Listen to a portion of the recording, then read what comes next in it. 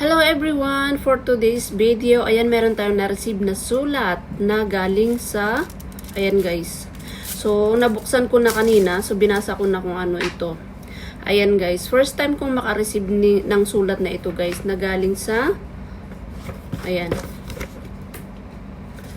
Ito yung form 1042S na galing sa ano guys, sa important tax return documents enclosed. Ayan. So, syempre, first time kong naka-receive nito guys, hindi ko alam kung ano yung gagawin ko. And then, nanood ako sa YouTube din. Yung mga YouTuber din na gaya natin.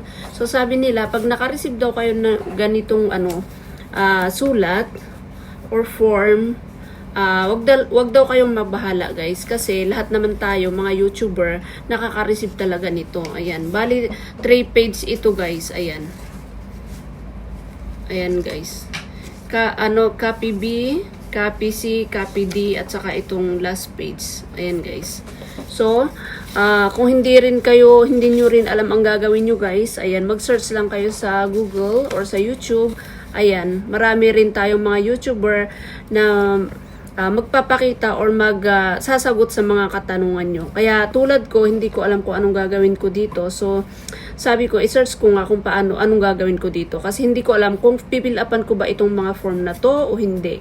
So, ayan, nag-search ako. Sabi naman nila na, don't worry daw. Huwag mo nang pilapan and then you will not, wala kang gagawin. Basta itago mo lang ito guys, if in case later on na kailangan natin. So, ganyan. Kasi first time ko maka-receive ng ganito.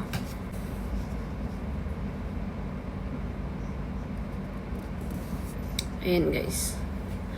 Alright, yun lang naman pinakita ko sa inyo at yun lang naman ang topic natin kasi alam ko rin na marami rin kayong mga katanungan at mga hindi nyo pa alam, mga first time nyo makareceive ng ganito tulad ko. So, ganun ang gagawin natin. At kung wala naman tayong idea, mag-search lang tayo sa Google o sa YouTube. Kasi marami rin nag-tutor or yung marami rin nagbibideo, gumagawa ng video para malaman din natin kung ano yung gagawin natin. Alright guys, salamat sa panunood. Bye-bye!